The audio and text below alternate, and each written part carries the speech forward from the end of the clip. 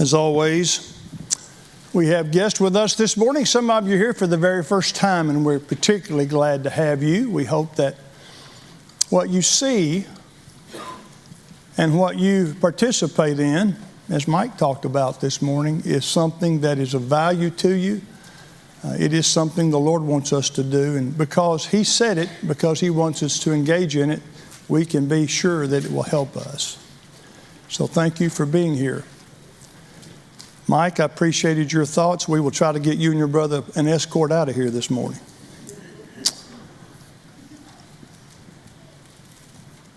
Tonight we're going to sing and have a singing service. We'll have a couple of prayers as well, and I think it will be valuable to us.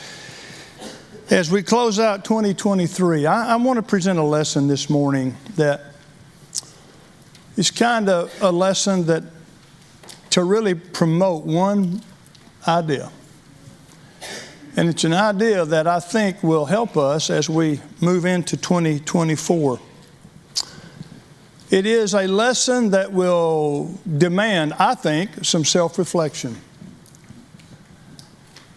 Most of what anybody preaches or teaches is received somehow, whether good or bad, but if it causes self-reflection. The most awareness and the most reaction that I get to lessons are when some of you walk out and say, well, you stepped on my toes. And that's because you've self-reflected. You have done what I intended to do for you and for me, and that is to cause us to reflect on who we are and how we act, what we do. And when you react that way, that tells me that I have at least accomplished something that I had intended to do. And so, as we begin a new year soon, and if the Lord allows us to move into 2024, we want to resolve to do better. And so that's what this lesson is intended to do. I recently read where 1% of people who make resolutions carry them through for the entire year. There's not a lot of hope for many of us, is it? 1%. If all of us made a resolution today to carry through for the new year, about 1% would follow through. And about 10% would carry with it for about 2 months, and then those 10% would be done. And so it's not about starting, it's about finishing. But it's not just about finishing for a year, it's about finishing for life. And that's what we have to do this morning. Reflection is a mixed bag. I don't particularly like to reflect because it most often brings about things in my life that I need to correct. And most often I don't want to. That's the reality of it. When I self-reflect and find things that I need to improve on, because it takes effort to change, and it's hard to change. But I think self-reflection is good because it demands that we think about our lives. So that's what I want us to do this morning. And I want to do it initially, not from the Bible, but I want to do it initially from 3 influences that have affected me, and I know have affected others. And I want to share those with you initially, and then after we make these 3 observations about influences, I'm going to go back and read several passages to help us understand how we need to apply what we just talked about, okay? So kind of bear with me through this first part, because I do have a point to talking about these things. Dystopian literature is literature that is written usually by an author who has a point to make. He or she is trying to make a point about society, and about a society typically that will go bad in some capacity or another. Probably the most prominent over the past 15, 20 years have been Hunger Games, the books and the movies. And some of you have probably read those. But that's dystopian literature. It's literature that tries to create a feeling about what could happen. And A lot of it's politically and socially motivated, but a lot of that's written. Back when I was a kid, 1984 was in the future. And we had to read, in high school, I had to read 1984, George Orwell's book about some things that would happen in the future. Just incidentally, how many of you read 1984? Raise your hand. Okay, a lot of you have. And it was an interesting book, but it was dystopian literature. Earlier than that, back in 1953, this book was written by Ray Bradbury. It's called Fahrenheit 451. Anybody by chance read this book? Oh, wow. Great. Everybody 95 and older. No, just kidding. Just kidding, Humphrey. I've read it a couple times. Last time I read it was in college, which was a long time ago. Fahrenheit 451 is a dystopian novel. It's a dystopian novel written by Bradbury, probably because he was thinking about some things that were beginning to happen, he thought, in America. And it was about a government which wanted all the books confiscated and burned so that nobody would think for themselves. And so in the book, the government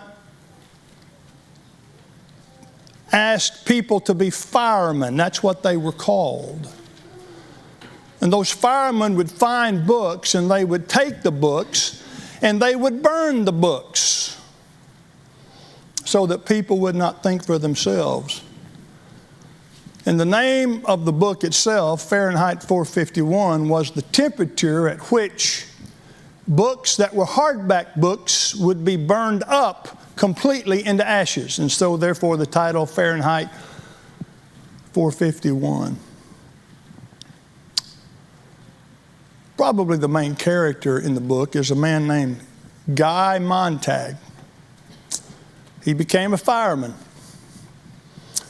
And as he began to burn the books, over time he began to think that that might not be the best thing to do. And he became disenchanted with the idea of burning the books. And he began to occasionally take a book and save it, put it in his coat and save it. And then he'd read it. And Montag did that. And one of the books, the primary book that he kept and read and ultimately even memorized, was the Bible book of Ecclesiastes. As he read it, he thought, this can help. This can help me. And he began to shape his life accordingly because he thought it would help him. Montag was found out. He was told on, as I recall, by his wife. I guess she didn't like being married to him. And Montag left, ran off, and found himself in another society with some of the same people who had done what he did. They had taken books, they had begun to read, and they began to change who they were as well. So when he got to this new society, he met people who had read other books. It's interesting to me that he met Plato's Republic. He met Jonathan Swift's Gulliver's Travels. And he met, as now he was called, because these people who began to read these books took the names of the books that they read. So Montag's name was now Ecclesiastes. That would be the name that he wore. And interestingly enough, Ecclesiastes met Matthew, Mark, Luke, and John. And so the wearing of the new names showed the power that the book had on changing the lives of the people who read them.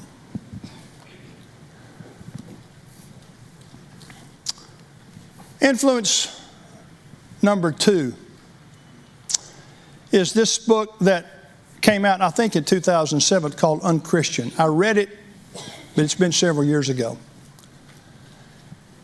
It is a book that was written by two men. I think they both worked for Barna Research. Barna Research does research, religious research that has to do with social and age-related issues among the general population. They just kind of tell you what people are thinking in different age groups about religion primarily. That's what Barna Research does. And this book, Unchristian, written by, as you can see, by David Cananum and Gabe Lyons. It's a book that is written primarily to help people understand why younger generations of people are not establishing themselves in Christianity like they once did. Matter of fact, the subtitle is What a New Generation Really Thinks About Christianity and Why It Matters. In this audience this morning, there are people who would fall into a category of a younger generation. And to some degree, you don't think like the people that you're sitting next to who are older. Hopefully, in some ways you do. In most ways you do. But the point of the research that was done for this book was, why don't those people, particularly people who are 16 to 29 when the research was done, why don't, particularly those who are in that age group, why don't they become what Jesus wants them to be? That was the point of the book. And what was interesting about the book, it wasn't really that those people in that category rejected Christ. What they rejected were the people who said they accepted Christ. It wasn't rejection of Jesus, it was rejection of people who said, I follow Jesus. Isn't that interesting? Wasn't a rejection of Jesus. So really, as these people, these two men looked at their research, I want to call to your attention two quotes in the book. First one is, Christians need to understand you are what you are, not what you tell people you are. Isn't that interesting? What they said they see is that Christians need to understand you are what you are, not what you tell people you are. Isn't that very interesting? In other words, you can tell people you're a Christian all day, but that doesn't make you a Christian. You are what you are, whether you tell the truth or not. You are what you are. And basically their research said people see right through that. And that keeps people from accepting Jesus. So it's not Jesus, it's those who say they accept Jesus. Another quote that I thought was interesting was, there is nothing more powerful than a Christian life lived out of obedience. And there's nothing worse than a flat, self-righteous form of faith that parades around in Christian clothes. Whew, that's strong. But what these men said was, that's what some of these kids are seeing. Now, there's a lot of research that was done, and I realize people can say whatever they want to say, but there was enough research done for them to say, yeah, this is really how a lot of people in this age group are feeling. That's why they wrote this book. They wanted really to help those of us who are older to help us understand what's going on in the minds of those who are younger. And then I want to mention the third influence. Third influence is a man named Jordan Peterson. He does a podcast. My guess is some of you have listened to it. Peterson is a Canadian author and psychologist and a podcaster. He teaches, at least he did a couple years ago at the University of Toronto. I don't know if he still does. I would assume that he does. But with his background, he was asked, with your background and views about morality in the Bible, why do you not call yourself a Christian? He wouldn't call himself a Christian. And so when he was asked the question, I'm going to give you what transcribe it. I think it's pretty close to verbatim what he said. But here's what he said. He said, to have the audacity to claim to believe in God is to live it out fully. To aim at the good with all your heart, to speak the truth and act it out. You should be very careful claiming it. God only knows what you'd be if you truly believed, and in some sense, that's the essential aim of Christianity. If you were capable of believing that, it would be a transforming event.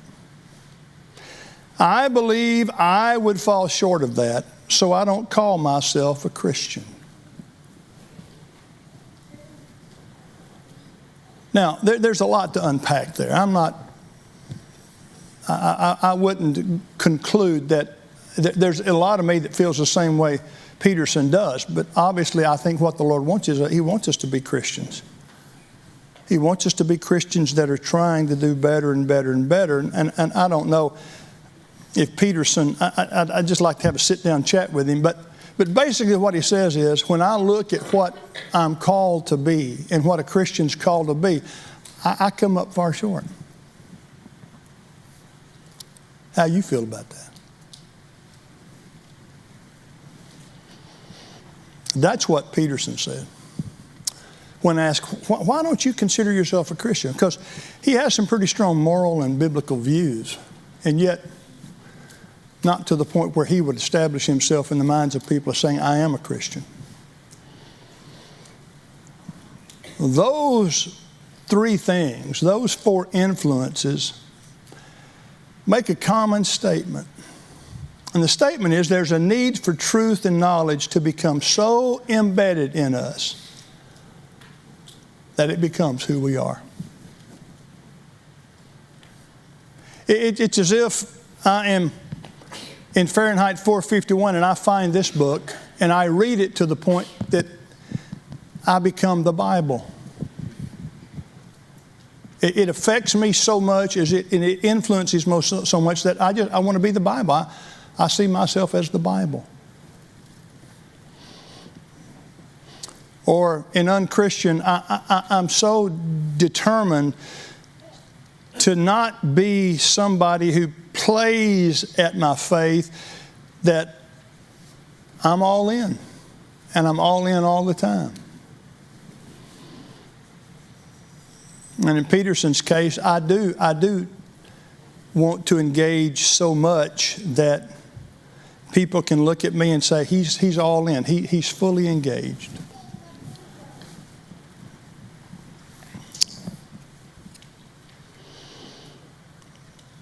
Why talk about this?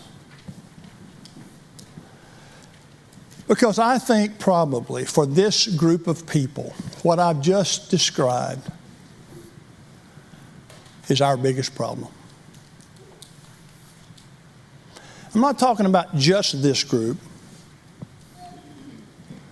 but I'm talking about anyone who professes faith in Jesus Christ and says, I am a Christian. I think the biggest challenge for us is to be that fully. And my guess is this morning that if you, and you may feel this already, but if you start asking yourself, am I what Kenny just described fully? My guess is that no one in this audience would say, yes, I am. It's just my guess. And I'm not saying that's bad. I think there's a sense in which that's good, because it moves us and motivates us to be even, I don't know if better is the right word, but it motivates us to be more of what Jesus wants us to be. But it's hard to be a hypocrite, isn't it? It's hard to think you're somebody when deep down and in the recesses of your mind, you know you're not. That's one of the worst places to be. I know, because there are times when I'm there. That's a hard place to be. And that's what all these influences say. It's hard.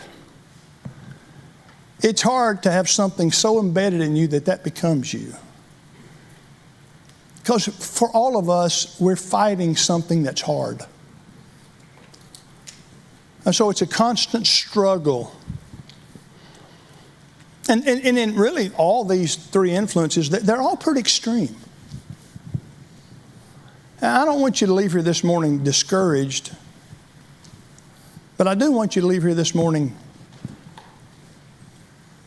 concerned and motivated to make next year better than this year, because you can. Because you can. And you're really the only one who can. So let me now turn to some passages.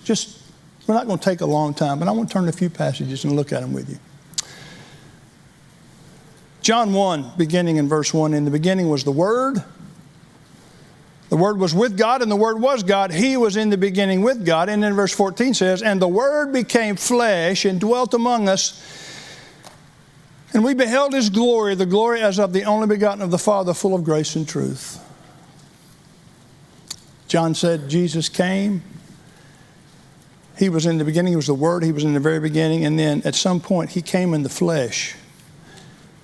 And when He came so that we could, the word in the New American Standard is we beheld, or New King James rather. The word in the New American Standard, I think, is we saw. That to me is not as strong a word.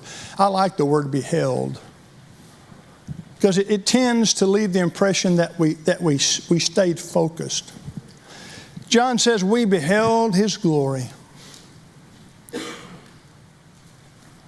What did he see? What did they behold? I mean, did they just see Jesus? Did they just see this man who came in the flesh? That's all they saw? I don't think it's that they saw a man. I think it was that they saw a man who helped them see God. That's who Jesus was. He became flesh so that they and we in time could see Jesus. We beheld His glory. The glory as of the only begotten of the Father, full of grace and truth. That's who He was. Here's why I bring this point up this morning in this lesson at this time. What do people see when they look at you? Who does, when people look at you, when they look at you intently, I'm not talking about they just kind of scan you. I'm not talking about they just look at someone and move their eyes. I'm talking about when they really look at you. What do people see? Do they see God? Do they see His Son? Do they see what you have become because of what He has done for you? Do they see that? Here's a kicker. Do your children see that? Do your grandchildren see that in you? Do your friends see that in you? The ones who are closest to you, they're going to behold you. They're not going to just, they're going to pay attention to you and your life and everything about you. That's what people do. And that's what John said, we beheld His glory. And I think what he's saying is that when we watched Jesus, we knew what God would do in that situation. What Jesus did is what God would do. And that's what He's asking us to do. Not occasionally, not just on Sunday. He's asking us to be that person all the time. That's what He's asking. He's asking us to wear the name, you see, because it's embedded in us. Well, this passage that Henry read a moment ago from 2 Corinthians 3 that really expresses the fact that you are our epistle written in our hearts. Clearly, you are an epistle of Christ. When people look at you, what book, what epistle could they write about you? This is a strong statement too. And you know as well as I do how hard that is. I mean, if people looked at me 24/7 and they wrote an epistle, what in the world would it say? I think there are some good things that it would say. I think there might be some inconsistent things that it would say. And there would even be some bad things that it would say. And I think that's what I want us to all consider this morning and clean up. Get rid of that stuff. Get rid of that stuff that writes a bad book. Or this passage in Colossians 3, let the word of Christ dwell in you richly.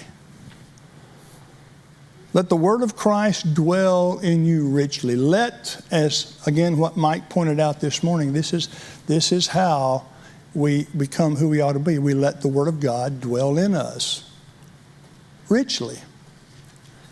It's not something that we read and we bring into a building like this a couple times a week and then we leave it in our car. It's something that affects our lives. It changes us. That's what I think Paul's saying. Let the word of Christ dwell in you richly. Or this passage in 1 Thessalonians 4, that you also aspire to lead a quiet life. Mind your own business and work with your hands as we commanded you, that you walk properly toward those who are outside and that you may lack nothing. In other words, live the kind of life that you ought to live, not just for yourselves, but for those who are on the outside looking at you, who are beholding you. They're looking at your life. Peter would say it this way in 1 Peter 2, Beloved, I beg you as sojourners and pilgrims, but abstain from fleshly lusts which war against the soul, having your conduct honorable among the Gentiles. And when they speak against you as evildoers, they may, by your good works which they observe, glorify God in the day of visitation.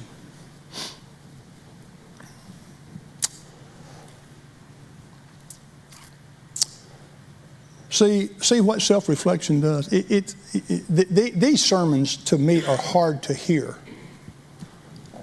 Because the whole time, basically, I've asked you to say to yourself, am I who I really ought to be? The whole time, that's what I wanted you to think about. And that's hard. It's hard to reflect on that. But I think it's necessary. So, here's what I would say. My appeal for 2024 and beyond is to be the real deal. Be the book that people can read. Be the book, be the epistle, be the letter that people can read. And don't let it be something that's inconsistent. Don't let it be something that you play at, that you put on occasionally, that you try to fool people by. That's not accomplishing anything. That's harder than just being who you ought to be. So as you leave here this morning, I would just simply suggest that you do a little evaluation and put on Christ completely. Do away with all the halfway in business and just put him on. That'll not only help you, but it'll help the people who are looking at you, who are beholding you, the people who are watching you. That'll help them. That'll help them more than anything else you've done. So do that, if you would. And try to take it past 1%. Okay, let's try to be better than 1%. Let's try to all do that. I think that'll help us. Well, Brett's going to lead us in an invitation song, and if you're in this audience this morning, you have a spiritual need. We'd love to help you with that. If you do nothing more while we sing this song than just think about your life, that's good. That's good. But if after the thinking about your life, you're moved to do something more than that we can help you with, we'd love to do that. Let us know by coming forward as we stand and as we sing. When we walk with